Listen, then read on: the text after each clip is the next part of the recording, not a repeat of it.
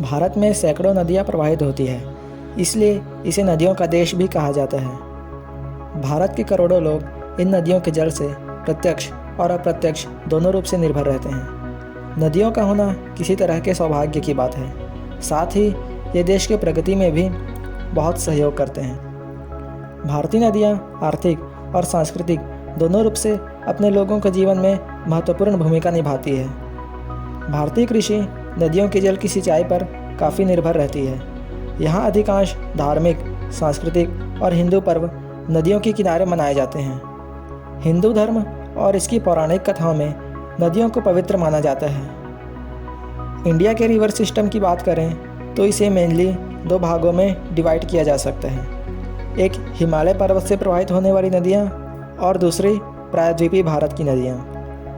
हिमालय पर्वत से निकलने वाली नदियों में गंगा, यमुना, सिंधु, ब्रह्मपुत्र ये प्रमुख नदियाँ हैं। प्रायद्वीपीय भारत की नदियों में मध्य और दक्षिण भारत में प्रवाहित होने वाली नदियाँ हैं। इसमें नर्मदा, गोदावरी, कृष्णा, कावेरी, महानदी ये नदियाँ शामिल हैं। इस वीडियो में हम भारत के 10 प्रमुख नदियों के बारे में बात करेंगे।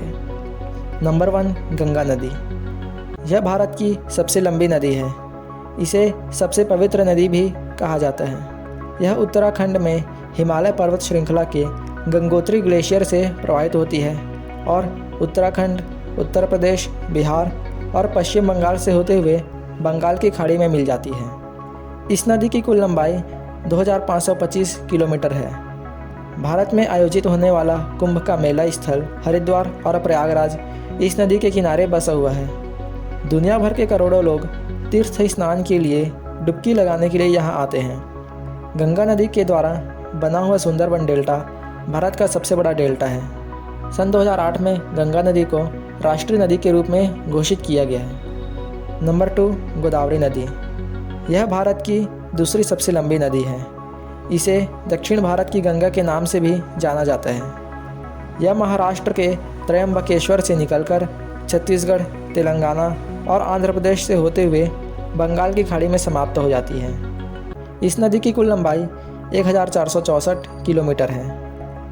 नंबर 3, कृष्णा नदी। यह भारत की तीसरी सबसे लंबी नदी है। यह महाराष्ट्र के महाबलेश्वर क्षेत्र से निकलकर कर्नाटक, तेलंगाना और आंध्र प्रदेश से होकर बहती है और अंत में बंगाल की खाड़ी में मिल जाती है। नंबर 4, यमुना नदी। यह उत्तर भारत की प्रमुख रिवर सिस्टम है। यह उत्तराखंड के उत्तरकाशी जिले के यमुनोत्री ग्लेशियर से निकलकर उत्तराखंड, हिमाचल प्रदेश, हरियाणा, दिल्ली और उत्तर प्रदेश से होते हुए प्रयागराज में गंगा नदी से मिल जाती है।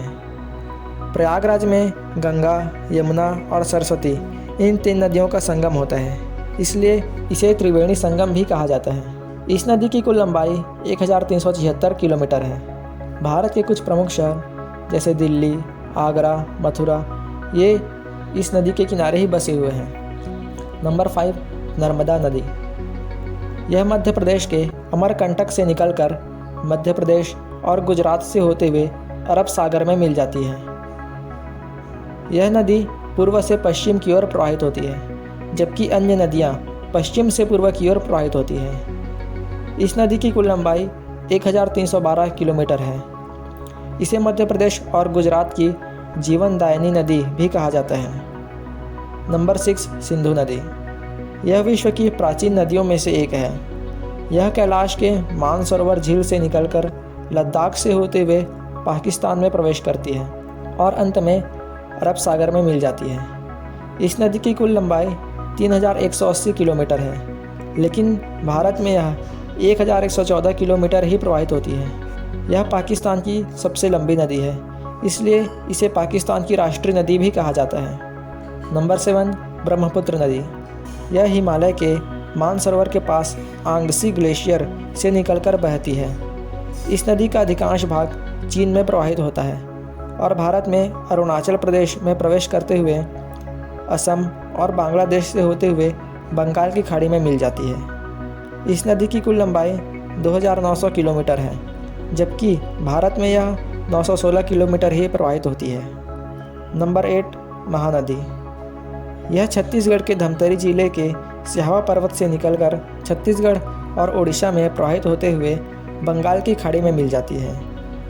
इस नदी की कुल लंबाई 890 किलोमीटर है। ओडिशा के संबलपुर जिले में इस नदी पर हीराकुंड बांध बनाया गया है, जो भारत के सबसे बड़े बांधों में से एक है। नंबर 9, कावेरी नदी।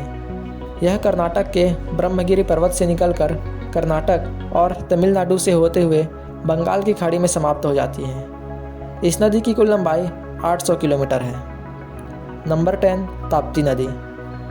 यह मध्य प्रदेश की सतपुड़ा पहाड़ी से निकलकर मध्य प्रदेश, महाराष्ट्र और गुजरात से होते हुए खंभात की खाड़ी में मिल जाती है। इस नदी की कुल लंबाई 724 किलोमीटर है। यह नदी भी नर्मदा नदी की तरह पूर्व से पश्चिम दिशा की ओर प्रवाहित होती है। इस वीडियो में बस इतना ही।